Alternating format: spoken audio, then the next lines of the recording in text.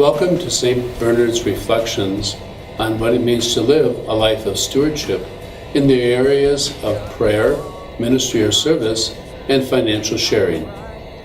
As we come to participate in the life of Jesus and desire to grow in his ways, we find ourselves sharing his mission with one another and inviting one another to come and follow Jesus. So I invite you to listen to the reflections that are being shared by some of our parishioners.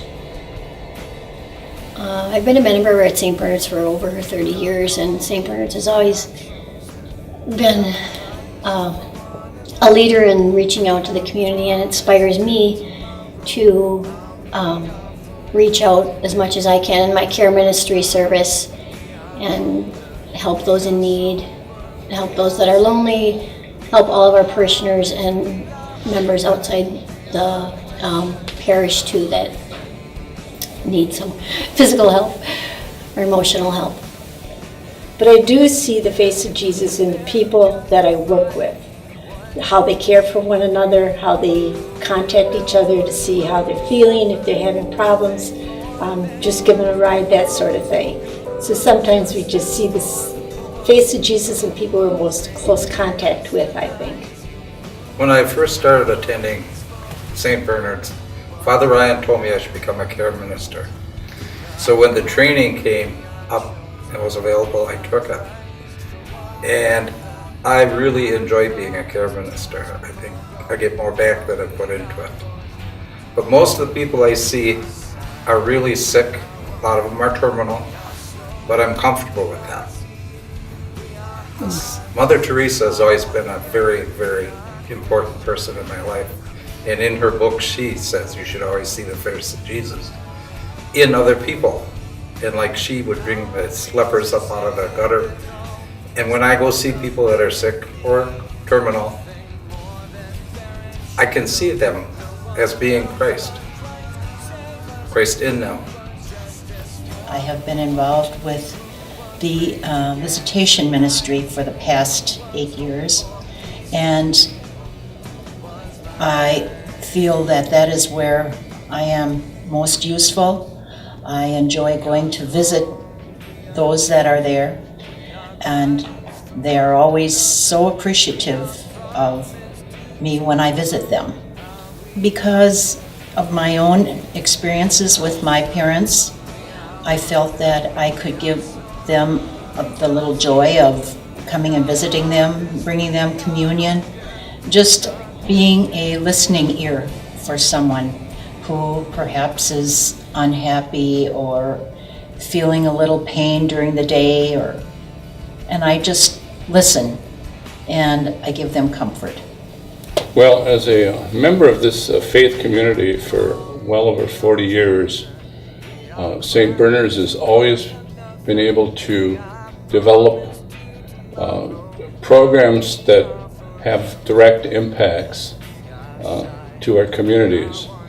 And so that's really important, because as Christians, we are not only called to worship as a community, but we are called to be people of faith and to go out into our communities, and as Jesus did, he went out into his communities and made them better places to live, to help those that needed help. He helped the poor, the downtrodden, the people that were struggling in life. So that's what St. Bernard's has done, because they're willing to invest in programs that actually help people in our communities. When St. Bernard's first became St. Bernard's, Father Jansen set a goal for this parish and for the people in the parish to be involved with poor and homeless people. They're the people that he serves. St. Vincent de Paul offered programs that were very similar to what Father Jansen did initially, and to reach the poor and the hurting people in the community. So we followed along what he had set up originally. The face of Jesus is in every person that walks towards us and asks us for anything. Between young people and old people, we are constantly faced with the face of Jesus. We were initially inspired to join St. Bernard's because of the wonderful liturgies here and the prayerfulness of the community, the wonderful choirs that we have, and the beautiful liturgies that we have, as well as the very inspiring, biblically based homilies that Father Jansen used to give. And of course, his commitment, well known in the community, to various social justice issues. And this is what inspired us to join St. Bernard's as a parish, because it was known in the valley as a parish committed to social justice. For the people that we serve, whether it's a visit to the homeless shelter, to serve a meal, whether it's a day doing a habitat build, or providing a speaker to come in and to talk about a current issue that impacts the world, like childhood poverty or even climate change, based on the Pope's encyclical. We try to understand how the world is viewed from the perspective of Jesus.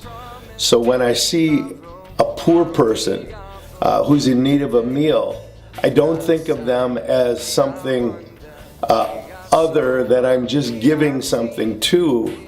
I see them as the opportunity to meet Jesus himself, who also was poor.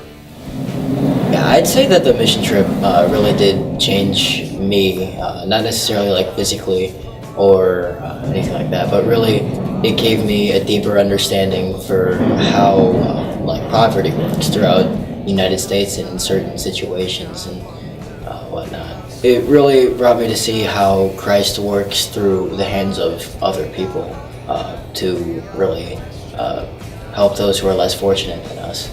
It's very nice to really find Jesus in a lot of different people, whether it's the people that you're working with or the people that you meet or the people that you're serving. I'm definitely a different person after it, because it kind of helped me to see God in like everyday instances, and it showed me how like he affects everything in life, not just like when you go to church and when you're not at church or when you're doing like specific activities. Like he actually is there all the time and making sure you're getting through your day and trying to make your life better. What still impressed me from the mission trip is probably the community that the Omaha had and how they like cared about each other as one family and really like helped each other, even though like none of them were really that well off. And another thing that impressed me was like they all like 100,000 people got together for that powwow we were preparing for, and how we were helping the grounds to help them have this massive celebration. We are sown, we are seed, we are harvest, we are hunger.